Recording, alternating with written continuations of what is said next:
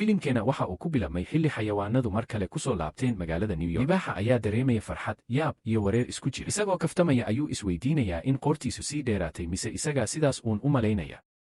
saaxiibadiisna waxay taabanayaan dhogortiisa iyagoo la yaaban sida uu isbeddel inkasta oo ay dib ugu soo laabteen noloshii raaxada lahayd, haddana xayawaanadu waxay qarsanayaan dareen ah in wax ka maqan. Qaar waxay u xiisayaan hoygoodii hore, qaarna waxay ka sheekaynayaan waxyaabihii ay ka tageen, xitaa sariirihii ay caadaysteen. Si lama filaan ah, dadkii magaalada ayaa arka wax aysan filayn.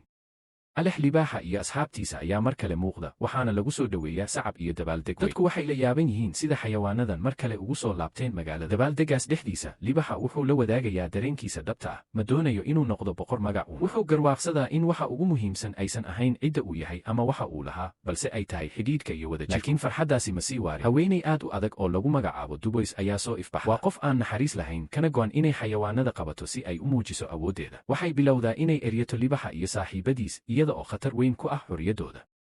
Xayawaanadu waxay wajahaan go'aan adag. Inkastoo ay hore u jireen khiyaanooyin iyo shaki, haddana waxay fahmaan in saaxiibtinimo ay ka weyn tahay wax kasta. Waxay go'aansadaan inay iscaawiyaan iyagoo diyaarinaya qorshe halis ah oo ay ku badbaadaan.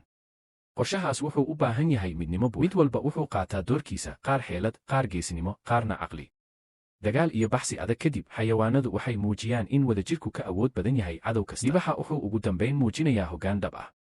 Ma aha awood ama cabsi, balse waa kalsooni, ilaalin iyo daryeel uu asxaabtiisa. Wuxuu ka hortagaa Dubois isaga oo caddaynaya in boqornimadu aysan ahayn taaj, balse ay tahay mas'uuliyad. Ugu dambayn, Dubois waa laga adkaadaa, xayawaanaduna waxay helaan xorriyad. Waxay fahmaan in nolosha dhabta ahi aysan ku xirnayn meel ama caanimo, balse ay ku jirto dadka aad la wadaagto safar. Sheekadu waxay ku dhammaanaysaa go'aan ay wada qaataan, iyagoo doortay nolol cusub oo ay ka buuxaan tacabur, halis, jacayl iyo xorriyad dhab ah. Iyagoo wada jira ayay u dhaqaaqaan mustaqbal ay iyagu doorteen.